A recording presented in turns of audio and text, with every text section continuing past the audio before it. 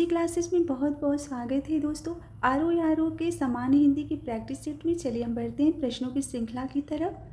पहला प्रश्न है, मोहन सुंदर बालक है। वाक्य में विशेष्य इसमें क्या है?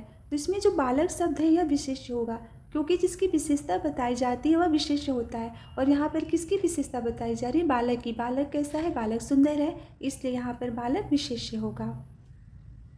दूसरा प्रश्न है, जो पान करने योग्य नहीं है उसके लिए एक शब्द क्या होगा? तो उसके लिए एक शब्द होगा अपेय। तीसरा प्रश्न है, निम्नलिखित में विलोम की दृष्टि से सही युग्म कौन सा है? तो इसमें सही युग्म हो जाएगा असोया और अनसोया। अगला प्रश्न है, निम्नलिखित में विलोम की दृष्टि से सही युग्म कौन सा है? तो इसमें सही युग्म होगा ऑप्शन डी, वक्र और ऋजु। पांचवा प्रश्न है दोस्तों, निम्न शब्दों में विशेष्य क्या है? तो इसमें जो किताब शब्द है यह विशेष्य है। अगला प्रश्न है, निषद के लिए सही विलोम शब्द क्या होगा? तो निषद के लिए होगा विहित, यानी ऑप्शन सी सही आंसर है। अगला प्रश्न है, निम्नलिखित में से एक शब्द शुष्क का विलोम है, वह शब्द कौन सा है? तो जो आर्द्र शब्द है यह शुष्क का विलोम होगा। अगला प्रश्न है, निम्नलिखित में से एक शब्द स्थूल का विलोम नहीं है, वह कौन सा शब्द है? तो जो शाश्वत है यह स्थूल का विलोम नहीं है, बाकी जो सूक्ष्म है, तन्वी है, दुर्बल है, यह स्थूल शब्द का विलोम है। जो शाश्वत है यह क्षणिक का विलोम होता है। शाश्वत जो शब्द है यह हो जाएगा क्षणिक का विलोम। अगला प्रश्न है, पृथक का सही विलोम क्या होगा? तो पृथक का जो सही विलोम होगा वह होगा संयुक्त। अगला प्रश्न है, निम्नलिखित में एक शब्द उपयोग का विलोम है, वो कौन सा है? तो इसमें अनुपयोग जो शब्द है यह उपयोग का विलोम शब्द है।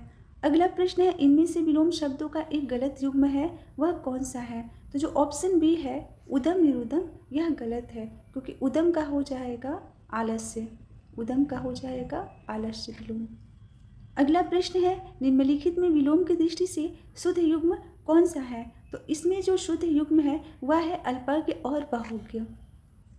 अगला प्रश्न है, विलोमार्थक दृष्टि से एक युग्म जो है वह अशुद्ध है, तो वह कौन सा है? तो इसमें जो सचल और चल लिखा हुआ है यह जो ऑप्शन ये है यह अशुद्ध है, क्योंकि जो चल है तो उसका शब्द होता है अचल, सचल नहीं होता है, चल जो है यह अचल होता है।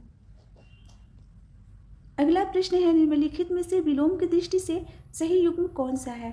तो जारज औरज जो शब्द है यह विलोम की दृष्टि से शुद्ध है। अगला प्रश्न है, निम्नलिखित में विलोम शब्दों का सही युग्म कौन सा है? तो जो अघि और निरग है यह सही है। वैसे तो हया और बेहया भी जो शब्द है यह विलोम की दृष्टि से सही होंगे, लेकिन जब यह प्रश्न पूछा गया था तो यहाँ पर आयोग ने अघि और निरग को ही सही बताया था, तो ऑप्शन डी इसका सही आंसर है। अगला प्रश्न है दोस्तों, विसिक किस शब्द का पर्यायवाची है? तो विसिक जो शब्द है यह बाढ़ का पर्यायवाची है। अगला प्रश्न है, निम्नलिखित में से खर पर्याय शब्द नहीं है।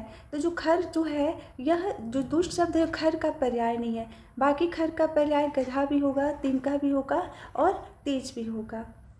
अगला प्रश्न है, कौन सा शब्द घोड़ा का पर्यायवाची नहीं है? तो जो शार्दुल शब्द है यह घोड़ा का पर्यायवाची नहीं है, क्योंकि जो शार्दुल है यह शेर का पर्यायवाची है, शार्दुल शब्द शेर का पर्यायवाची हो जाएगा।